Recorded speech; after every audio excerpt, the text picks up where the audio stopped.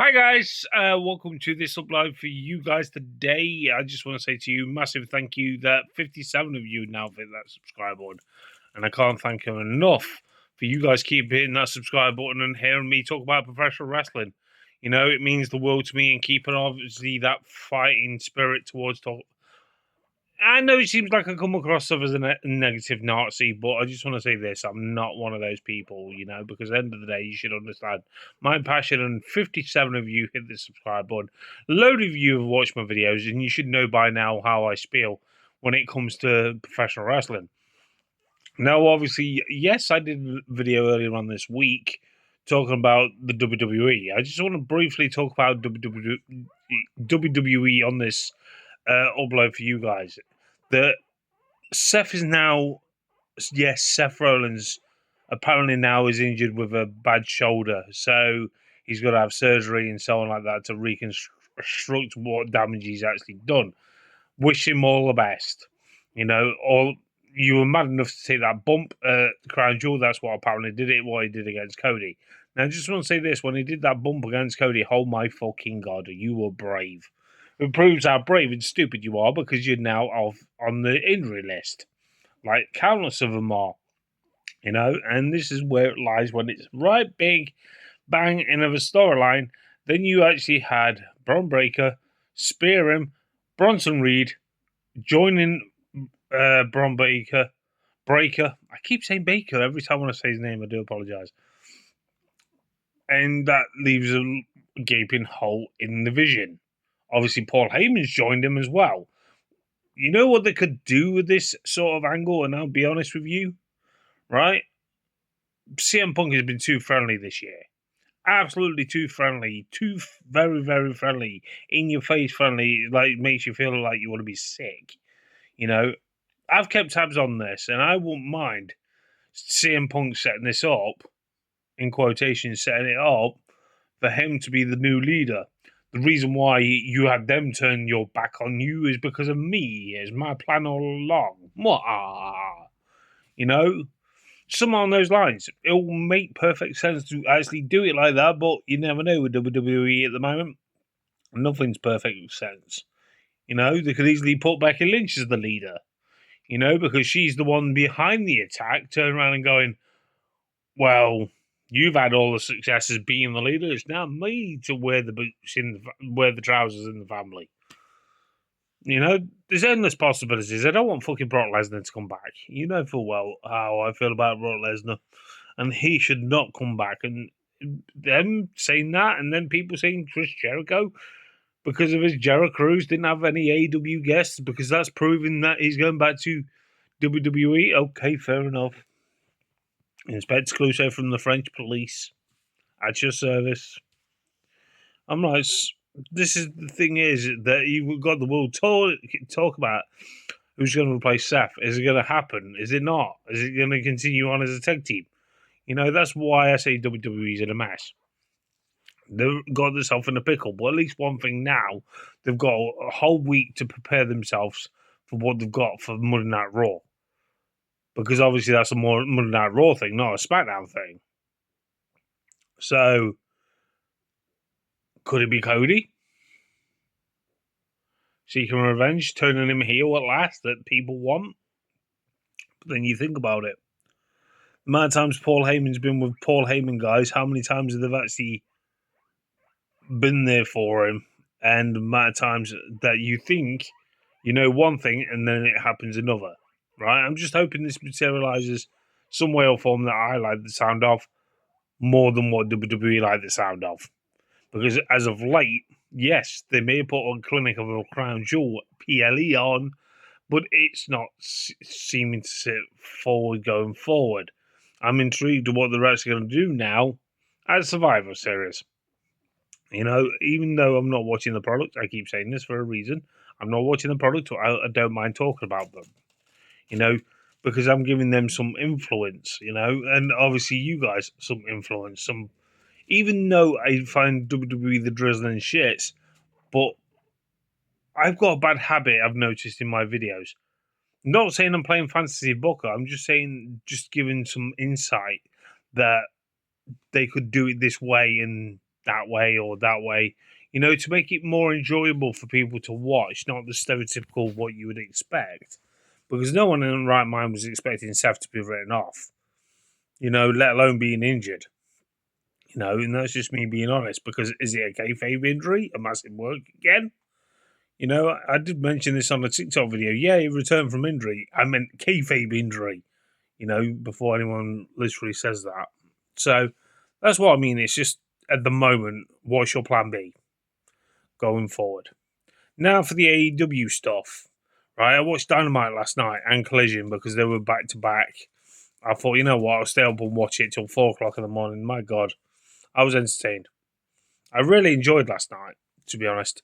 It's a different way of doing things, because at the end of the day, you are building storylines, even though you got multiple person matches going off and so on.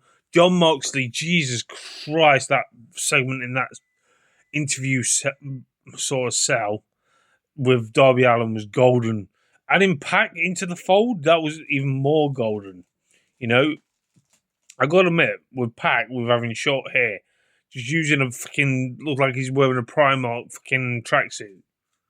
Or Kmart, or whatever you guys have in Walgreens, Walmart, the cheapest clothes store that you can. Is it Kmart? I'm not sure. If any of my American subscribers are watching this, but all I'm saying is this: that was golden. I love when AEW do these things, but they don't do it that often as I've noticed. I could be wrong. I could have gone blindsided because like the cinematics and so on. That's what I miss about AEW and its identity when it was literally, they've done it with numerous of feuds, numerous of matches in the past, like as and when. I wouldn't mind that week by week because I miss that so much with Lucha Underground. You have the cinematic moments throughout the show. I would love them AEW to bring that back properly. And it was even good with the Don Callis family when they literally had Don Callis look like a mob boss, a mafia boss with all the members there. Obviously, Andrade can't be there because obviously he didn't realize that.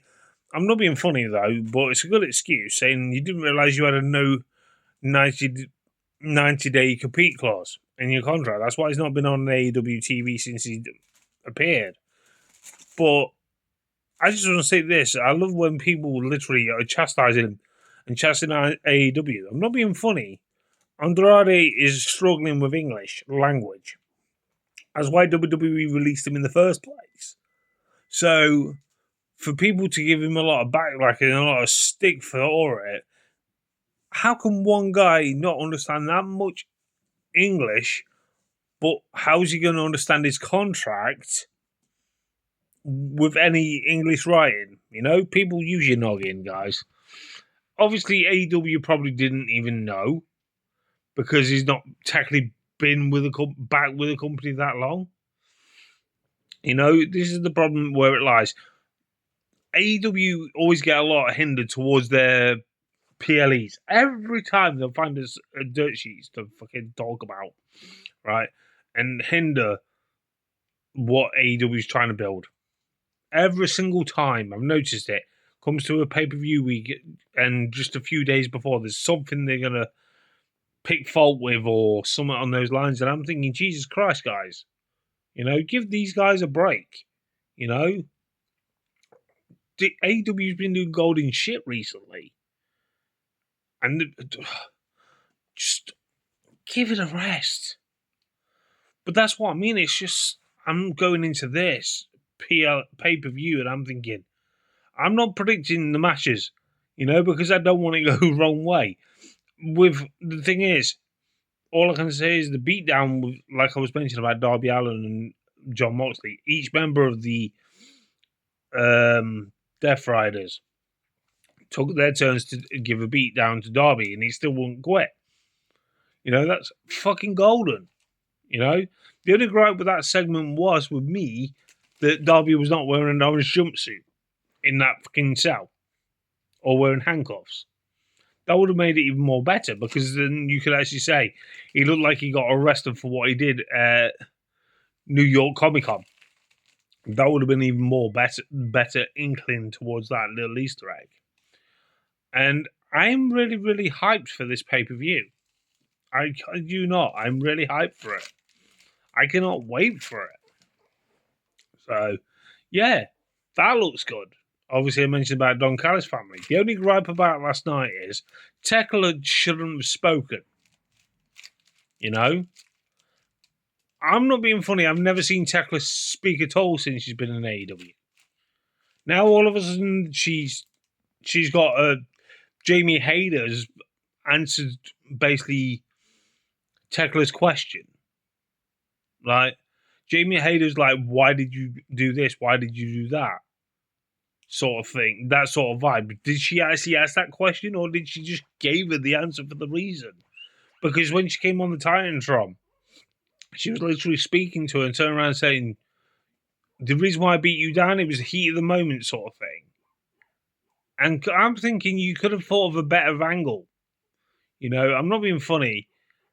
For me, who respects women wrestling, that's the tamest version going, right? You beat her down, but you're the one who came down and beat her down. How could that be heat at the moment? Because she didn't even start on you. You started it. You know, and it leaves me baffled, right? Don't get me wrong, the match will probably deliver at the pay-per-view, but the build-up towards it, because you beat her down, you've pretty much answered everyone's wrestling fans' question